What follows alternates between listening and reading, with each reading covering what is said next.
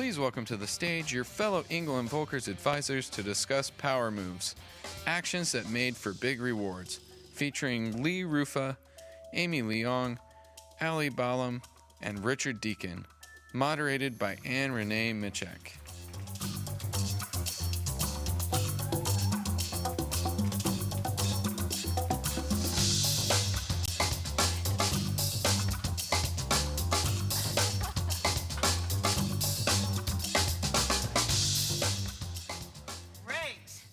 Welcome, everyone, this morning. We've got some great power move talks for our panel. And I saw some great power moves on the dance floor last night, right? You know who you are. You know who you are. So let's first start with some introductions. We've got Richard Deacon from Okanagan. Woo, woo, woo, woo, woo.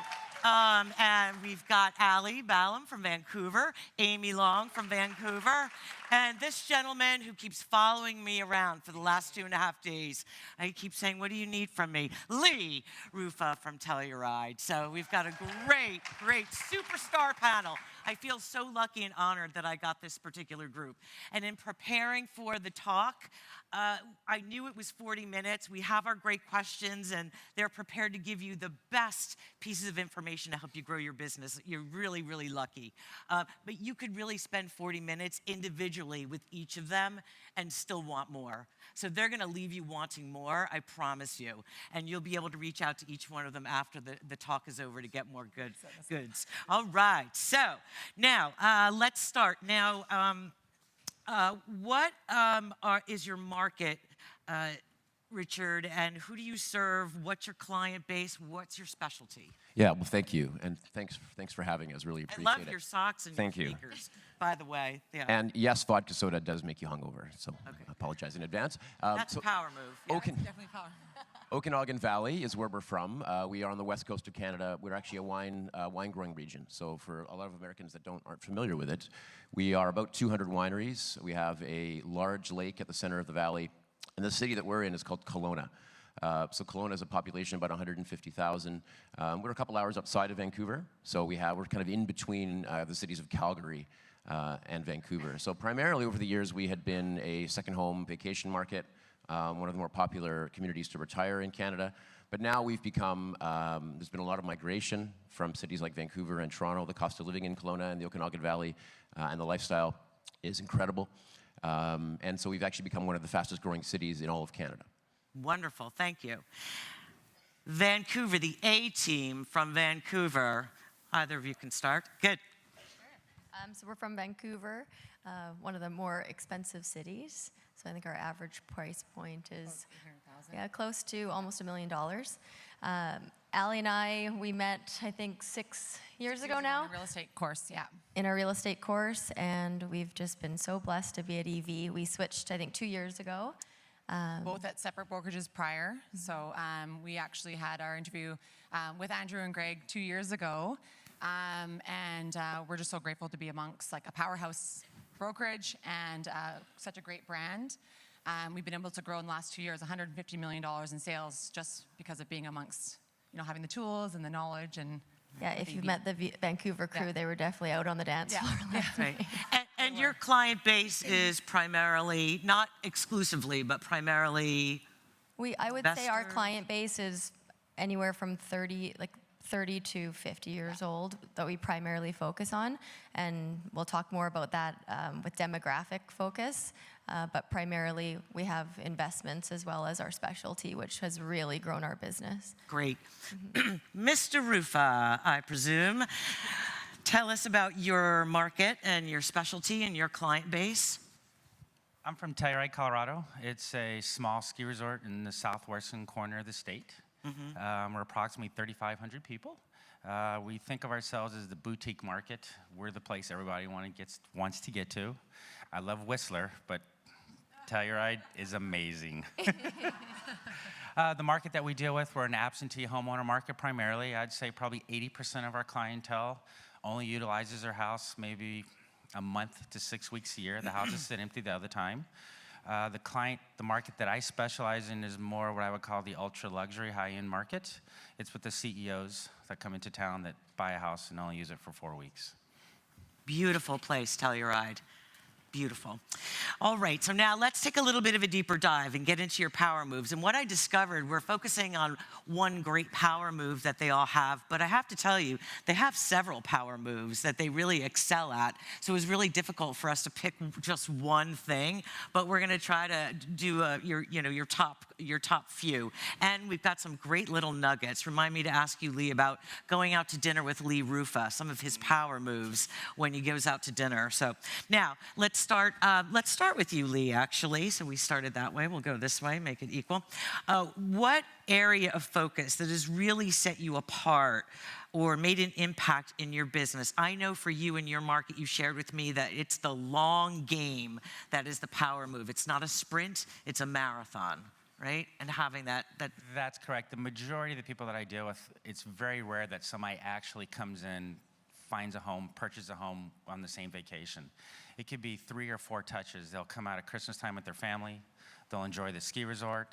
Then their friends say you need to come back in the summertime, and they want to mountain bike with you.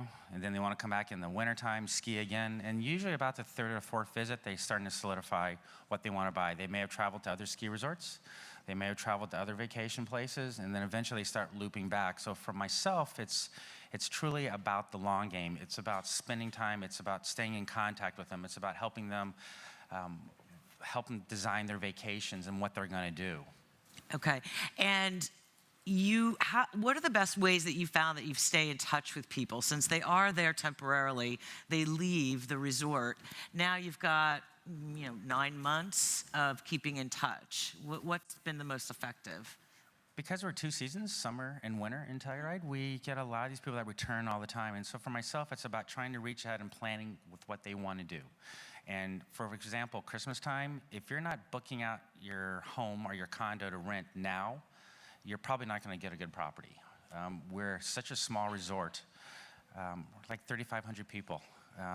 There's only so many good restaurants. There's only so many good hotels. If you're not thinking ahead, you're not going to get in. Probably our #1 restaurant in town, all the reservations for Christmas are already booked out right now.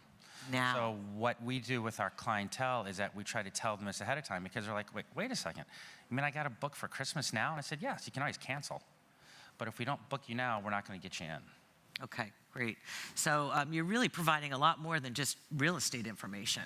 It's really a lifestyle void that you're filling. It's a combination of, these clientele, they buy from you not just because you know the house, it's because you know the market. They want to, when we talk about market specialization, we talk about knowing everything about the property.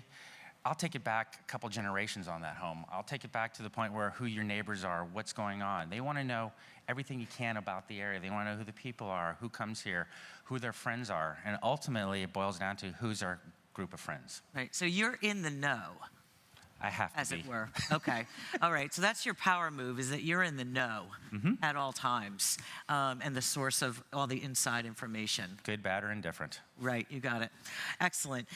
So let's take a deep dive into what you did. It was really fascinating. I loved talking to you on the phone. I told them that they need to have their own TV show. So we'll see if that prediction comes true. But I really do believe that one day these two are going to have their own TV show. So look for that. You heard it here. I called it. So now, you began personally investing in real estate to personally empower yourselves and grow your own personal wealth. And you had skin in the game. So when you embarked in this investment strategy, you had already had a lot of personal experience to bring to the table. Am I correct? Yeah, so Amy and I both we both actually bought our first properties when we were 24 years old. So that's something that we have in common for sure. And fast forward 10 years later now, being realtors as well, now we own multiple properties together. So yeah, and we've had a lot of fun with it, and I think it's so important if you're starting out or whether you're 5 or 10 years in the business or 20 years, you can always do more with investment real estate and use it to your advantage. So we've done that and made it fun for people to watch us invest. Like we're currently building a modular home. I think modular construction is huge, especially in the States already. In Canada, it's coming. So a lot of the Marriott, the Hyatt, they're doing their hotels in modular construction. So we thought, if we can have a value add for our clients with modular, and no other realtors know about that. Well, now you know our secrets. But modular is a good hook. Like, how do we hook as many people? And we were talking about this backstage is, if you sit down with another realtor, and we always tell our clients or our potential buyers, and we ask them this one question, and I hope you guys will understand how important this is. Write this question down. Yeah, write this down. We always tell them, why don't you just go ask the other agent you're interviewing and ask them what they would do with $1 million cash? They will not know the answer. And every single person I've asked that to, they don't know the answer. And we do. And we've spent a lot of time researching that. How many people have read the book Rich Dad, Poor Dad? Okay. Allie will talk about what we've done with that game, and you can order it from Amazon. It will change your business. So what we've done is we've kind of made it fun for everyone. So when we meet a client, whether it's someone downsizing their home or whether it's a first-time buyer, we invite them to our cash flow game night, which we have once a month. And it's a cool way to interact with people, pizza, wine, beer, in a setting that just like a fun setting that we can talk about investment real estate. We sell a lot of pre-construction real estate, so we always have the latest, like, best investments to purchase in, and we always get inside access with our reputation with the builders and developers. So we always have that on hand as well, just to teach people. So when they're eating their wine, their pizza, they have they have all the investments also lined up. So usually it's always first of mind that we're there, but everything we do is for a purpose. I think if you follow our Instagrams, we're very big on Instagram, and people see what we're doing at all times, and we're really engaging with them. So we try to be influencers, but we're always thinking, how do we get them to come to us? And I think that's because I used to sell cell phones, and they would walk through the door and I would close them. And so this is an easy way to touch them when the market's down, because you're teaching them something and it's in a comfortable setting. So that's been really big for us, and the consistency is huge. You can't just do one game night. It has to be consistent. So we do it every third Thursday, and then when we meet someone at the bank, we had our banker come, and then she's inviting the entire bank, and then we have the RCMP, the firefighters, so we host now night. We're having more. We had to buy like 5 games, so it's getting busy. Yeah. So great. The game is called Cash Flow. Some of you have heard it. It's sort of an investment version of Monopoly. Yeah. I probably the best way to describe it. And so tell me, though, you had an aha moment. You were posting all of this on Instagram. You're really strong influencers with social media. You were having these game nights, and strangers started showing up. That's when we knew it was working. That's when you knew it was working. It wasn't just your sphere of influence that you were trying to wrangle into. I think I ran around somebody called me, and I was like, oh my gosh, it's not one of our friends or family that we're making come here for the first few games. Right. Yeah. So again, I always like to ask agents, is what you're doing creating this movement of people coming to you rather than you always being on the chase? Right? Yeah. People what can you do to create people that want to come to you, because seek you out and your specialty and your knowledge, and you've done it. Yeah. You've done it. It's great. Richard, so what is your focus that's really set you apart and that you've leveraged in the network? Yeah, you bet. Well, first of all, thank you for having me, and thank you guys for just the opportunity. This is a great company. We were all the people that didn't go to bed late last night. This is everybody that went to bed probably by 10 p.m. That's who's here. Yeah. So for me, it's actually about people. And I think it's interesting. This company is about people. Sure, we sell property, but dealing with people and relationships is the number one thing that we do. And so, I love people. I'm newer to real estate. I'm not new to business, but only in the last couple of years. What did you do prior to real estate? Yeah, I worked in advertising and media. Okay. So, I built a business there where I went across the country and met people. So, all I looked to do when I got to Engel Völkers was travel across the country and meet people. So I suppose my power move, or my what I've been able to do that's been very successful for me, was traveling to different shops. So I purposely travel to as many shops as I can. Been to 40 in the last 2 years. And I host events. So at those shops, I typically will bring in wine from our region, talk about the wine. Listen carefully. You may want to talk to your licensed partner about booking Richard. Right. Okay, go ahead. Yes, so if I come, I'll pick up the tab, and we always have a fun time. We talk about the market, we talk about the wine, we talk about people. Sure, I bring my listings and, hopefully we connect over a glass of wine about properties. But it's really about people. Sure, the end game is for referrals, which has been something that I purposely wanted to build, and it's been phenomenal. Big and small. I've also wanted to position myself as the guy that'll sell the difficult stuff. I know it's a bit counterintuitive to what you're supposed to do in the business, where you have lots of transactions, easy to sell. My book of business essentially are ranches, wineries. I mean, there are regular homes down the street for sure, but I really enjoy homes and properties of that nature. So I wanted to position myself, and again, with these people, with our colleagues, that I was the go-to guy in our part of the world that could sell something that was difficult. That's a good thing to be known for, to have a specialty in.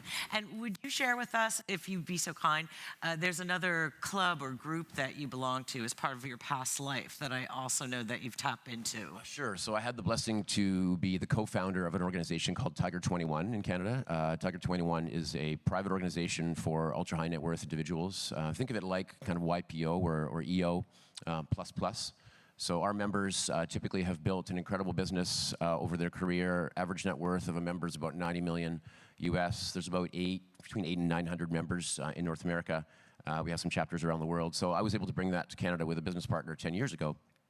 And in my former career, didn't really have any way to tap into that network, so to speak, but had built great relationships with these folks that obviously own a ton of real estate. And when you talk to them about what they invest in, and Tiger 21 puts out a really fascinating members survey every quarter about their asset mix and where they're moving their dollars. Real estate is the #1 holding of this member. Not surprising. No. Great. All right. Before you embarked on this strategy or this power move, I know some of it sounds like came about organically, and then you just kind of found your groove and you felt passionate about it, and whatever you feel passionate about feeds your energy more and more and helps you be creative and expand. But what were your key considerations, and did you feel like you were filling a void? And did anything surprise you as you've been doing this process? Now, Lee, I know you've been doing real estate for how many years? Sorry. Better part of 20 years. That's why he's sitting next to me, so I could help him function. Yeah, find my yes. my All right, mic. good. All right. Am I seeing this? Yes, you're good. Better part of 21 years. So, and I know your father's in real estate. That's correct. And you've got deep roots in Telluride. That's correct. Right? So, obviously, nothing in real estate surprises anybody. That's part of the fun of the business, is that there's, everything, every day is a surprise. But what surprised you over the years with these relationships that you've developed with people? Ultimately, what I found from dealing with this very exclusive group, and it's predominantly YPO and out of the Houston region, is that it's a very tight group. They don't need to know your qualifications. They just need to know they can trust you. And for them, it's 100% about trust. And discretion. Yep. And for them, they come to Telluride because they want to get away from the real world. And the other thing I've also learned over all that time is that be very careful on how you email these people. And the reason why I say that is that they're usually CEOs or CFOs, or they might be the chairman on a board. Mm-hmm. They get thousands of emails a day. You want to make sure your emails count. So what I've also learned is that if you send them an email, don't send them something that, unless it's funny and light, don't just keep sending them listings or ideas or drips. Yeah. If you're going to send them something that you would put your own money into the game, so that you believe in it, because they want to trust you and they will reach out to you. I've been very successful on deals where I've actually put things under contract where they've never even seen the property, because we've had a 15-year relationship where I've called them up and said, you got $3 extra million to spare, and here's got a great contract for you, and great, they signed it, and they came out 21 days later and said, fine, I'll take it. Like a true advisor. It's exactly what it is. And what we are is, and why I see myself, is not just a function of selling the property. I'm kind of like their gateway into Telluride. When they have problems, when they need an issue resolved, when their friends... Private flights. So, for example, we always make the joke in Telluride, we have a private airport there. We're blessed to have that done. But if you start coming in on charters like NetJet, I can guarantee you're not going to make it in.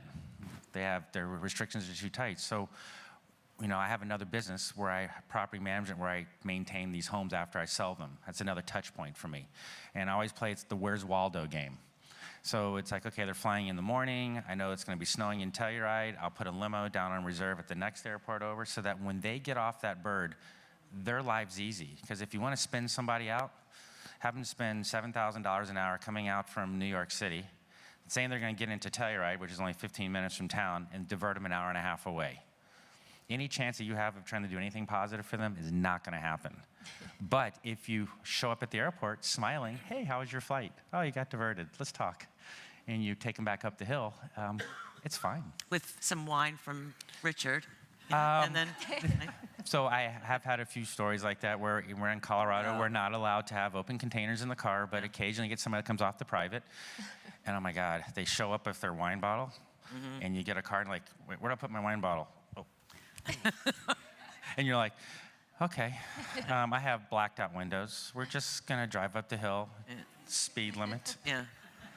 Good. And tell us about some of your techniques. It was interesting about marketing dollars, really it boils down to, if we want to just use the lingo, with dinners and ads. For me, about marketing, it's not necessarily print advertising or, social media. My daughter does it better than I do. It's about spending time with having dinners with these guys. And you guys have heard of like credit card roulette for dinner? Has anybody played that? Not fun. So you're with this high group net worth of people, and you go out to dinner. That's when I go to the ladies' room during that time. That's usually. And oh, excuse me. Everybody wants to know you're in the game. Yes. Okay, good. And so you get like 10 people. The tab is now into the thousands. And what they'll say is last 4 cards pulled out of a hat has to pay. Now you're thinking, oh my God, that could be a $2,500 bill. And I see everyone's faces are like, are you kidding me? Well, think about this. How much does it cost to pull out a full-page 4-color ad in a magazine? $3,000, $4,000? Easily. And who are you targeting? Everybody? I'm not trying to target everybody. I have 10 people at the table, and every one of those people can buy a house that's worth more than $5 million. So if I'm going to show good faith and I'm going to throw my card in, then you're part of the game. So that's a write-off. And I get a nice glass of red wine out of it. Great, thank you for sharing that. So what void were you filling? And I think you've kind of talked about that. And did anything surprise you? And by the way, too, I know you're in the Canadian market, but in the US market, if you read the buyer report that just came out for 2019, and if you subscribe to the NAR research on Facebook, single females, right, are the biggest power buyers now out in the real estate market, which is phenomenal, right? So the empowerment of that group, right? Women up are here, right? All right, good. So teach your daughters and your sons well, too, about investing early and often, right? Yeah, I think that's what we've been doing, and this is a good thing to do in your market as well, that we just started doing, is speaking more and manifesting that. So it's funny, because we did talk about that last year, and it's funny that we're here. But we have been speaking at the universities in the medical faculty, pharmacy faculty. Because we bought our places so young, we thought we're missing this huge demographic of kids that can afford real estate. And I think hopefully we still look 24, but now we're 35, and we, have about 15 properties between us, just the 2 of us. That's amazing. I really am impressed. Yeah. And it took hard work, but we've had fun with it, and we've invented like this, we call it the rule of 10, and that's what I love about our job, is you can invent things. Yes. You can play around, you can invent the investment cash flow and make them fun. Yeah. So yeah, we've been speaking and telling the kids, okay, well, if you have, some money saved, and then your friend has some money saved, and you have mom and dad, buy a property. And so through that, we've now met their parents. Oh, bring your parents to the cash flow game. Well, they have all the money in the world. So it's just spawn kind of, and then surprised-wise, I think, is just the equity, and Allie can speak to that. She's been so good with pulling people's equity out of their homes and teaching them how to asset swap and be an advisor. So the keyword again, advisor. Yeah, because the biggest thing for us too, our market kind of went, like in 2016, went up. Like through the roof. Through the roof. So people's homes, people that had owned homes for 10, 15 years saw equity increases of anywhere from $700,000 to $1 million.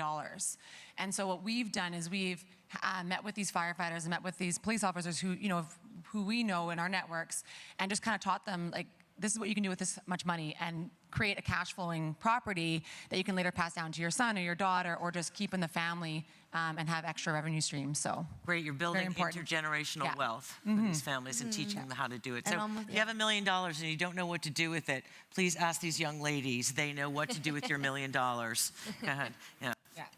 So Yeah, I think we did a funny post on Instagram, and it said, "I own more properties than luxury handbags," and it got the most likes. I own more properties than luxury handbags. We probably had. We had. It was funny because. Watch for these two, I'm telling you. No, because we already know Lee already made his mark in Telluride. Yeah, go ahead. No, I was just saying, because it was funny because we were just sitting around with all of our girlfriends, and everyone was talking about the Pradas and their Guccis and everything in between. And Amy and I were sitting there together, and we're like, we own a few luxury handbags, but we own more real estate than luxury handbags. We'd rather buy property, to be honest. And every time I go to a mall, there's a girl at the counter, and I always joke, and I always pick them up as clients. And they had, you can literally, I just sold one to someone I got my morning smoothie from. We're always chatting because they actually have money. Oh, and another good tip is if you have rental purpose buildings, I'm not sure, we do in Vancouver because they're so dense, mail those. We're forgetting about the university kids, and we're forgetting about the people that rent. A ton of our clients are renters, but they spend $3,000 a month in rent, which is the going rate. Multiple offers in Cole Harbour by the water, $3,500 a month. They have savings, and even though they're renting, they can buy an investment property, or they can buy, something, or maybe we send them to Rich and get thee to a winery. Get them That's to a always winery. been my personal motto. Okay, good. So anything surprise you, a void that you felt you were filling? I know you said you're the guy to go to for difficult properties, which is, I'd love to refer those to somebody, so that's great. Well, I think part of, within the Engel Völkers network, I mean, first of all, nothing surprised me because it came as advertised. Unbelievable people. And so first of all, there's always learning. I mean, it's one thing pouring somebody a glass of wine and trying to sell them a property or look for a referral. But there's so much knowledge. And I think what's been amazing from first time I sat down with Greg Karos. Greg, you're there? Such a gentleman, learned so much from Greg, and you guys know that. I mean, so many people like Greg in the company that are humble, knowledgeable, kind with their time, and for me, it was soaking that up. So that was something I think internally within the ENV network that I continue to do, and it's unbelievable. Externally, or in our market, I really wanted to go after, there's a dominant player that has a wonderful lady that has most of the high-end listings, still does to this day, but I saw that her career trajectory, she's kind of on her way out in the next few years. Perhaps it'll be in multiple years, but I just felt there was an opportunity, and so far there has been, and we're getting invited to pitch on listings that normally she would always win. And so that's been fun. That's been fun to do that, and that was something that I definitely went after with a bit of focus. And great. So are you planning, what does your tour look like for 2020? You did 40 shops. Right. Who should expect a visit from Richard this year? Yes, this is a good one. And what's interesting about that is that I remember John King's got to be here. John, John has referred me many things, and in the last month, I think 3. Wonderful, and we're going to get that one property sold, John. Awesome, John's like, $7 million listing, fantastic lakefront orchard that's ripe to be a new winery. And it's a good story and how John referred it, but anyways, nonetheless. I remember John saying, oh, you're coming back to Ottawa again. And it made me think, actually, that there's not a natural flow necessarily between Ottawa and Kelowna. And these are, they're Canadian cities, they're opposite ends of the country. But you wouldn't necessarily think that there's a ton of people moving from. There's that synergy there. Right. But I came back and did another event, and John and I have ended up doing a number of deals in the last little while. And so I think it's just being top of mind as well. Yes. Really, really helps. So, I mean, generally I'm going to the markets that, feed. So Calgary is one. Vancouver, obviously Victoria has been great. Toronto. And then I get out, I generally try to combine whenever we're traveling with the family or I'm somewhere else on business. I'll stop into a shop. So, you know, whether that's overseas, I was in the UK, I went to visit some Yeah, clients. you went overseas and did this presentation. I did, yeah. I asked you about that. The Chelsea shop, that was nice to stop in there. Yeah. And there happened to be an advisor at the Chelsea shop in London that was from Vancouver. So there was that natural connection there. So Great. I will be all across Canada, probably in a half dozen US shops this year, and then some international as well. Coming to a city near you. All right, that's exciting. Good. Please come to Hoboken. All right, great. Well, that's where I'm from, Lee. Don't laugh at Hoboken. Telluride's a nice place, but so is Hoboken, right, Lisa, if she's in the room? All right. Now, fourth question. What have been your KPIs, your key performance indicators, that let you know that you're on track, that let you know what, I have to recalibrate, I have to auto-correct as I fly this airplane? What do you look at to let you know that you're off track, on track, and how do you get yourself back on? What kind of accountability do you have to put in place? I know you have each other, but sometimes when you're a one-man band, right, that you have to really have some self-awareness. So, Lee. I think the biggest thing is that as realtors, we all like to talk too much, and we don't listen to our clients. And what I've learned about real estate, especially in the high-end luxury market, when they are interested in buying something, you cannot beat them away with a stick. They annoy you 24/7. They're always on the phone. They're calling you. They're giving you every indication saying, please write the contract up. The flip side is that if you're paying attention and you're not picking up those key indicators, you keep missing things, they're a little slower to get back to you. They don't necessarily say, oh, that's exciting. They're not clicking on that link quickly where it shows up on your email saying they've read it. And so for myself, it's more about paying attention. So when I'm in conversations with them, talking about as they progress their experience in Telluride, it's more about what do they like, what don't they like? And then if I find a problem, how can I overcome that problem for them? If we can get through all those basic steps, then we can start having them step over the threshold. And when they're ready to buy, it's a done deal. It's just a matter of inking the pen, getting it done, and get it taken care of. And we were talking earlier about in conversation with your clients, there's some things that you like to find out about them as you're having this organic conversation, and then about Googling. So for myself, because I'm assuming if they have the, use the word audacity to come in and ask me to look at high-end property, I'm not going to ask them for a bank statement. I figure they've got to me somehow through a referral. I'm never going to ask, can you afford this? I treat them like normal people. I think what we have a problem is that we'll Google somebody on the front end. We'll figure out they're a big CEO of a large company. They have 20,000 employees. They're worth God knows how much money. They have a stock portfolio that doesn't exist. And you start getting nervous and you freeze up. The reality is that these people are just like you and I. And if you can treat them like normal people, you don't have to call them Mr. and Mrs. You don't have to, if they address you a certain way, you address them back. That's all they want. They're coming to a ski town to get away from the real world. In the real world, everybody's Mr. this, Mr. that, Mrs. this, Mr. that. And I kind of poke fun at it. I'm like, no, I'm not going to call you Mr. Ain't going to work that way. And that's how I treat these people. And then when it's over with, and then when you're done, and you want to know who they are, take a look and Google them. It gives you more information to talk about in their lives, because these people want to talk about themselves. Draw them out. You don't have to draw yourself out. They'll figure out about you over time.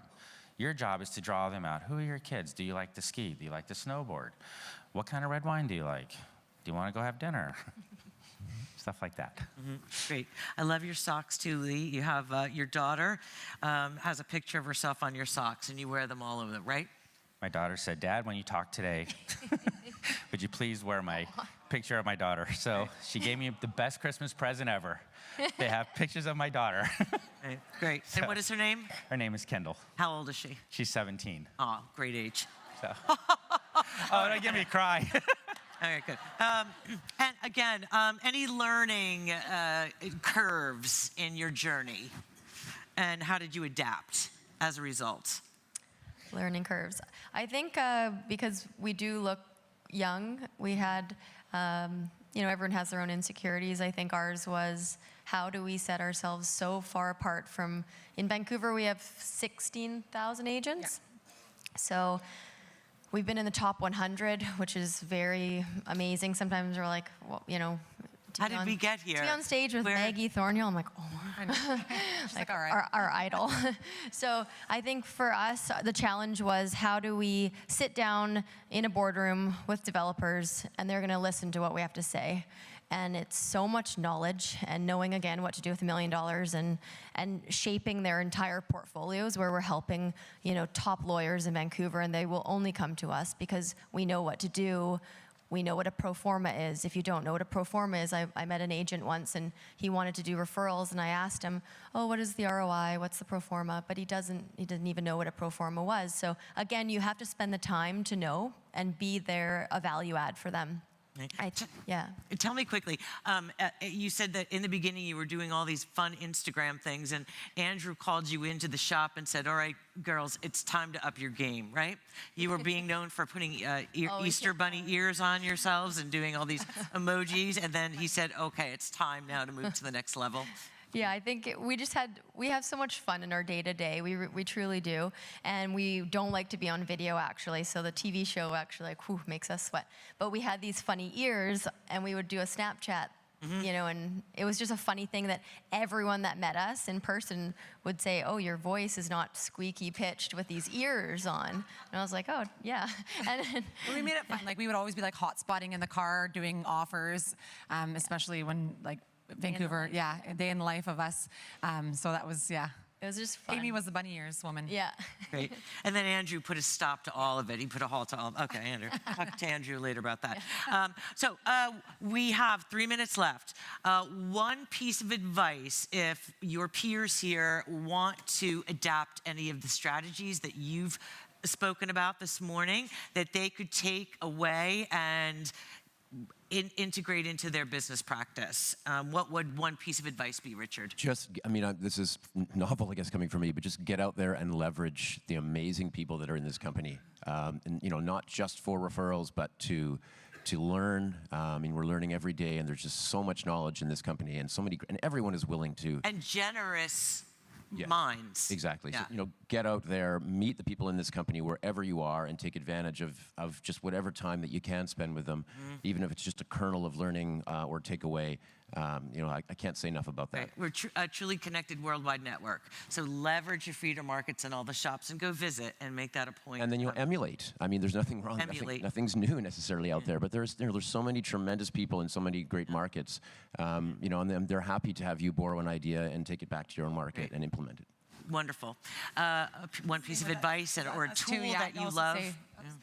Is just being around, before Amy and I came to Engel Völkers, we didn't have much support in our own brokerages. And so being around, just collaborate. Everyone's there to help you out. Everyone wants you to succeed. So just reaching out to anyone in your industry that you're looking to get, either whether it's luxury market, investment market, just reach out. Everyone's willing to talk and teach. Yeah, and I think for suggestions, we have so many, so just feel free to email or message us because we have a ton of tips that we do love to share. We're really an open book, and we have been for many agents. I do think we don't treat it like a business, and I think it's so important to sit down and write your streams of revenue, and it will keep you focused, and you keep that at your desk to say, okay, how many deals am I going to get from pre-construction this year? How many deals am I going to get from listings, buyers? Investment opportunities. And then under those, you're going to put, okay, if I'm going to be helping with investment, how am I going to do that? And you further divide it down. Who am I going to target? Who do I know in my network? Can I call somebody? Our market was very slow last year. It was the slowest market since 1992. And we still did so many deals because we called people. And I think if you're slow right now, I would recommend doing this is just call them, and if they have an old condo or an old house, and you tell them, did you know I could switch you to a brand new condo for less than $50,000? We had a pharmacist, actually, he owns a lot of pharmacies, and we called him and we told him, we said, you have this old loft thing in Gastown, which is a kind of hip, trendy area. It is, but it's old, and there's probably, the construction's had its time. And we told him we could switch you to a new construction because we had so much getting built. And so it actually wasn't a big spread. If you can teach them. It's the easiest. They want our help. They want to know how to downsize. They want to know how to buy that place in Palm Springs and then downsize. So if you're there to teach them and you implement and make up and have fun with the programs to do it, you're going to have volume. You're going to have more sales than you'll know what to do with. Right. And if you want to know more about the ultra market, see Roufa. One quick thing, it's really easy. Don't ever try to bluff them. If you don't know the answer, tell them you'll get the answer. They've already come to you to bring a professional. Reach out, call them back. Like I said, call a friend, call somebody in the network. If you can do that and earn their trust, you have a client for life, and continue to keep working on that trust. Our network is powerful and valuable. Tap into it, leverage it. Thank you all. Round of applause. So excited.